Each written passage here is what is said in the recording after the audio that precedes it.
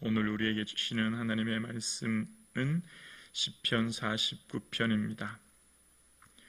구약 성경 837면 시편 49편 살아계신 하나님의 말씀을 함께 고백드리겠습니다. 함께요. 뭇 백성들아 이를 들으라. 세상의 거민들아 모두 귀를 기울이라. 귀천 빈부를 막론하고 다 들을지어다. 내 입은 지혜를 말하겠고 내 마음은 명철을 작은 소리로 읊조리리로다. 내가 비유에 내 귀를 기울이고 수금으로 나의 오묘한 말을 불리로다. 죄악이 나를 따라다니며 나를 애워싸는 환난의 날을 내가 어찌 두려워하랴. 자기의 재물을 의지하고 부유함을 자랑하는 자는 아무도 자기의 형제를 구원하지 못하며 그를 위한 속전을 하나님께 바치지도 못할 것은 그들의 생명을 속량하는 값이 너무 엄청나서 영원히 마련하지 못할 것임이니라. 그가 영원히 살아서 죽음을 보지 않을 것인가. 그러나 그는 지혜 있는 자도 죽고 어리석고 무지한 자도 함께 망하며 그들의 재난은 남에게 남겨두고 떠나는 것을 보게 되리로다. 그러나 그들 속 생각에 그들의 집은 영원히 있고 그들의 거처는 대대에 이르리라 하여 그들의 토지를 자기 이름으로 부르는도다. 사람은 존귀하나 장구하지 못함이며 멸망하는 짐승 같도다. 이것이 바로 어리석은 자들의 길이며 그들의 말을 기뻐하는 자들의 종말이로다. 그들의 양같이 수월에 두기로 작정되었으니 사망이 그들의 목자일 것이라. 정직한 자들이 아침에 그들을 다스리니 그들의 아름다움은 소멸하고 수월이 그들의 거처가 되리라. 그러나 하나님은 나를 영접하시리니 이러므로 내 영혼을 수월에서 권세에서 건져내시리로다. 사람이 치부하여 그의 집에 영광이 더할 때에 너는 두려워하지 말지어다. 그가 죽음에 가져가는 것이 없고 그의 영광이 그를 따라 내려가지 못함이로다. 그가 비록 생시에 자기를 축하하며 스스로 좋게 함으로 사람들에게 칭찬을 받을지라도 그들은 그들의 역대 조상들에게로 돌아가리니 영원히 빛을 보지 못하리로다.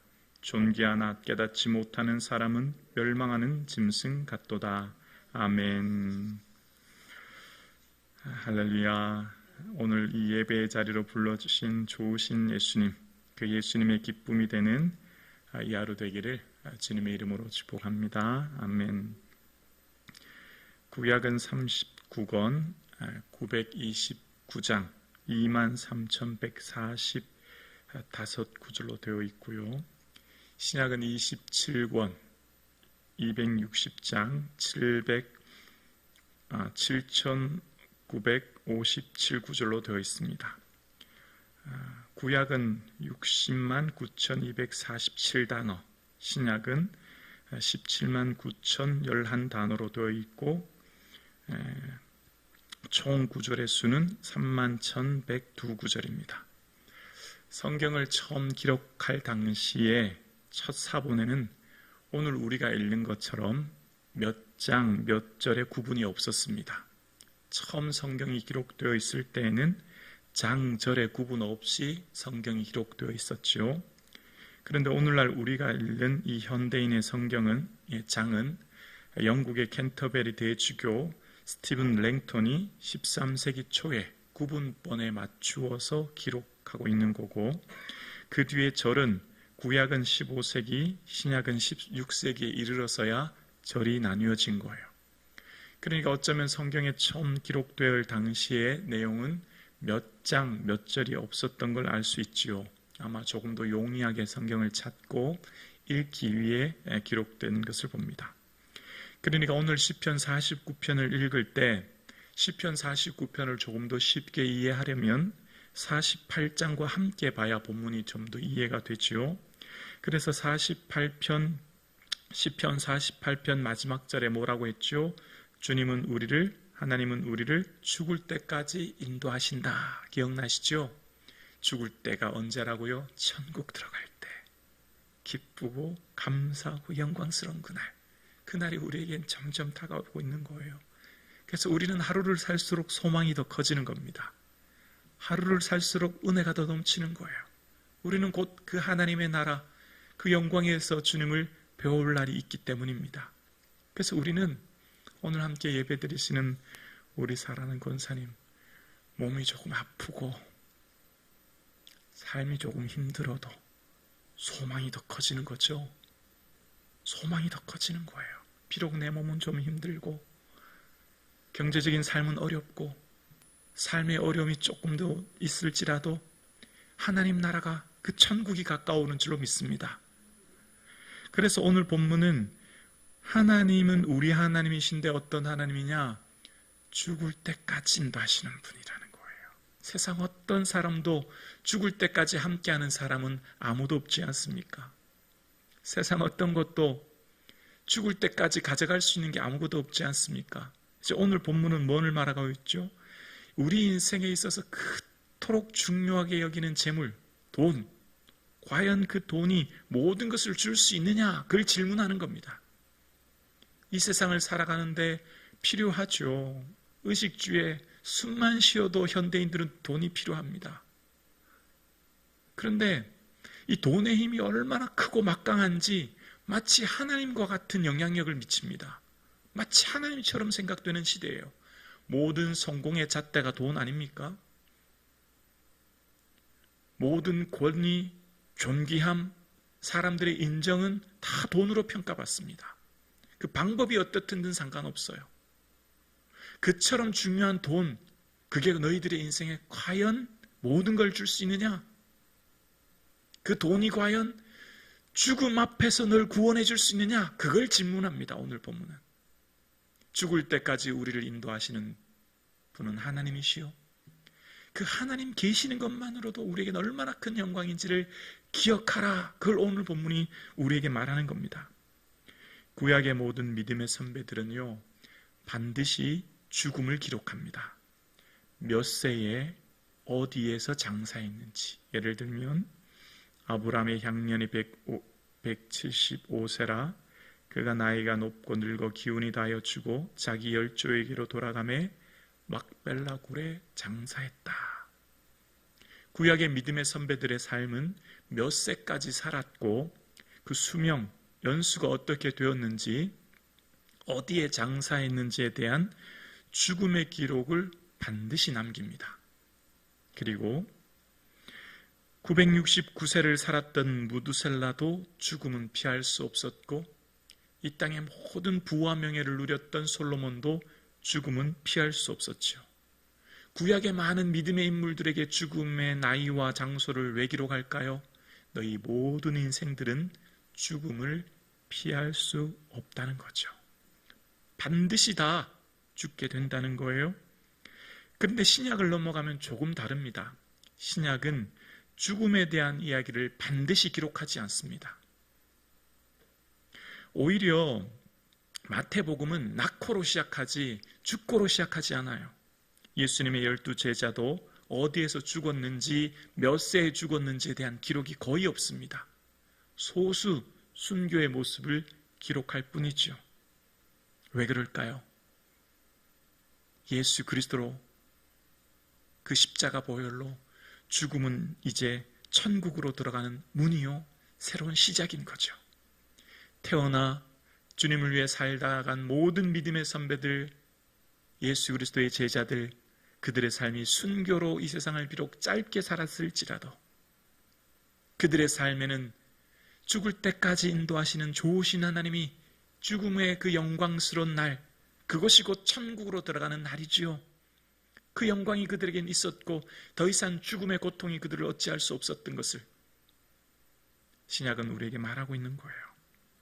이 세상을 살아갈 때 돈 없이 살 수 없는 것이 솔직한 고백입니다. 돈 앞에 고통을 받고 돈 앞에 우리의 마음이 무너지고 힘든 것이 우리의 솔직한 고백입니다. 우리를 얽매이기도 하고 우리를 기쁘게도 하고 우리를 슬프게도 합니다. 그러나 예수님의 말씀처럼 생활의 염려로 마음이 둔하여지지 않도록 끊임없이 깨어 있으라고, 우리가 끊임없이 하나님 나라 바라보라고 오늘 본문은 이야기합니다. 그러면서 오늘 본문 1절에서 4절까지는 이 말씀을 모든 사람들에게 주는 하나님의 말씀이라고 이야기합니다. 1절과 2절입니다. 뭇 백성들아 이를 들으라. 세상의 거민들아 모두 귀를 기울이라. 귀천 빈부를 막론하고 다 들을지어다. 뭇 백성, 온 땅에 사는 모든 사람들, 예수 그리스도를 믿는 자든 믿지 않은 자든 수많은 사람들을 다 들으라.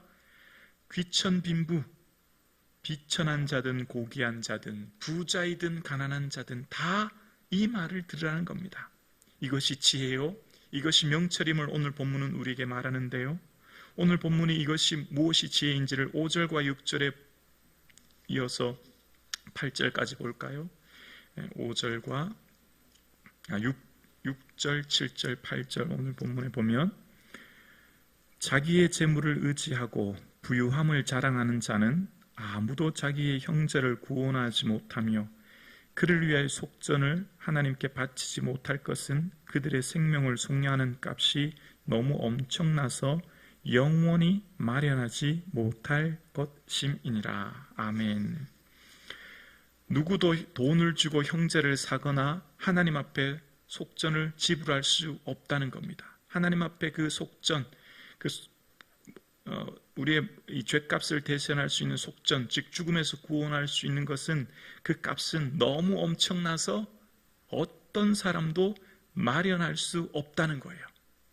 수천조, 수많은 돈을 가지고 있어도 그것 가지고 우리를 죽음에서 속량할 수 있는 재물이 될 수 없음을 우리에게 말하는 겁니다. 그러니까 뭘 말합니까? 누가 아무리 돈이 많다고 해도 그 돈으로 하나님 나라 살 수 없음을, 천국 들어갈 수 없음을, 죽음 앞에서 무력함을 오늘 본문은 이야기하는 거예요. 이걸 왜 오늘 믿는 자들이 얘기하죠? 우리를 기억하라는 거예요. 우리는 염소와 송아지 필요 아니하시고 자기 피로 영원한 속죄를 단번에 이루사 우리를 성소에 들어가게 하신 예수 보혈로 우리는 구원 얻게 되었으니 얼마나 큰 은혜인가를 기억하라는 거죠. 여러분, 오늘 함께 예배 드리시는 사랑하는 우리 권사님, 장로님, 예수님 그리스도의 십자가 보혈로 구원 얻은 이 은혜를 인하여 감사하고 기뻐하는 이 아침 되기를 주의 이름으로 축원합니다. 그래서 부유한 자는 그 부유함을 자랑하지만 언제까지 자랑하냐는 거예요. 생명이 다할 때 결국 다 놓고 갈 것임을, 아무것도 아님을 본문은 우리에게 이야기하는 겁니다. 자랑하는 자는, 지혜로운 자는 지혜를 자랑하지 말라. 용사는 그의 용맹을 자랑하지 말라. 부자는 그 부함을 자랑하지 말라. 자랑하는 자는 이곳으로 자랑할지니 곧 명철하여 나를 아는 것과 나 여호와는 사랑과 정의와 공의를 땅에 행하는 자인 줄 깨달은 것이니라. 나는 이 일을 기뻐하노라. 예레미야 9장 23절 말씀이에요. 자랑하는 자는 오직 하나님을 자랑하고 하나님을 기뻐하라. 오늘 예레미야 선지자를 통해 말하죠. 여러분, 이 세상에 수많은 사람들, 많은 물질이 있지만 결국 그 사람들을 향해 9절에 질문합니다. 9절에 그가 영원히 살아서 죽음을 보지 않을 것인가? 그 부함을 자랑하는 사람들, 그들에게 질문해 보라. 영원히 살 것인가? 당신은 이 땅에서 영원히 살 존재입니까? 물어보라. 아무도 죽음을 피할 수 있는 존재는 없다는 거지요. 그리고 10절에 말합니다. 그러나 그는 지혜 있는 자도 죽고 어리석은 고 무지한 자도 함께 망하며 그들의 재물은 남에게 남겨두고 떠나는 것을 보게 되리로다. 오늘 원문은 이렇습니다. 원문을 해석하면 사람을 보라. 지혜 있는 자도 죽고 어리석은 자나 미련한 자도 다 함께 죽을 것을, 그들은 결국 다른 사람에게 자기 재산을 남긴다. 수많은 사람들, 정말 많은 재물을 가지고 있는 사람들, 그러나 결국 그거 다 남기고 갈 수밖에 없고 그것으로 인하여 구원 얻지 못하는 것을 우리는 생각하지 않습니까? 그래서 그 사람들은 이런 생각을 가진대요. 어쩌면 이 세상을 사는 사람의 모든 생각의 공통점 같아요. 우리 11절 함께 읽어볼까요? 11절이요. 그러나 그들의 속 생각에 그들의 집은 영원히 있고 그들의 거처는 대대에 이르리로라 하여 그들의 토지를 자기의 이름으로 부르는도다. 아멘. 속으로 뭔 생각한다고요? 영원히 산다고요. 영원히 내 거라고요. 영원히 나에게, 내 후손에게 준다고요. 토지는 자기 이름으로 부른대요. 자기 이름으로 등기한대요. 구약 성경에 늘 말하는 것이 있습니다. 레위기 25장에 토지는 다 내 것이다. 토지는 다 하나님 것이라는 겁니다. 땅은 다 하나님 것이라는 거예요. 근데 자기 것이라고 얘기한대요. 왜냐하면 영원히 산다고. 여러분, 우린 영원히 살지 못합니다. 오늘 함께 예배드리시는 우리 사랑하는 권사님들 어떻습니까? 하루는 좀 더디 가는 것 같고 하루는 좀 지루한 것 같은데 벌써 3월이에요. 벌써 3월이에요. 사순절로 엊그제 시작한 것 같은데 오늘이 벌써 22일 차입니다. 이제 얼마 남지 않았어요. 이처럼 우리는요, 천국에 곧 갈 겁니다. 그날을 바라볼 수 있기를 주의 이름으로 축원합니다. 그래서 15절에 얘기합니다. 그러나 세상의 모든 사람들은 자기의 재물을 자랑하지만 우리는 15절입니다. 그러나 하나님은 나를 영접하시리니 이러므로 내 영혼을 수월의 권세에서 건져내시리로다. 아멘. 하나님은 내 영혼을 구속하시고 하나님은 나를 영접하시고 나를 위해 준비하고 계신 그 하나님 나라에서 우리는 내 영혼을 수월해서 그 지옥에서 건져주신 은혜를 기억하라는 것입니다. 하나님은 나를 영접하시고 내게 놀라운 영광을 예비하고 계신 줄로 믿습니다. 그래서 오늘 우리가 살아가는 삶 가운데 용기와 힘을 내라는 거죠. 16절에 보면 사람이 치부하여 그의 집에 영광이 더할 때에 너는 두려워하지 말지어다. 새번역 성경은 이렇게 말합니다. 어떤 사람이 부자가 되더라도 그 집의 재산이 늘어나더라도 너는 스스로 초라해지지 말아라. 어떤 사람이 부자가 되었고 재산이 늘어났다, 치부하였다 보지만 결코 너희는 초라한 인생이 아니다. 초라해지고 비참해지지 말아라.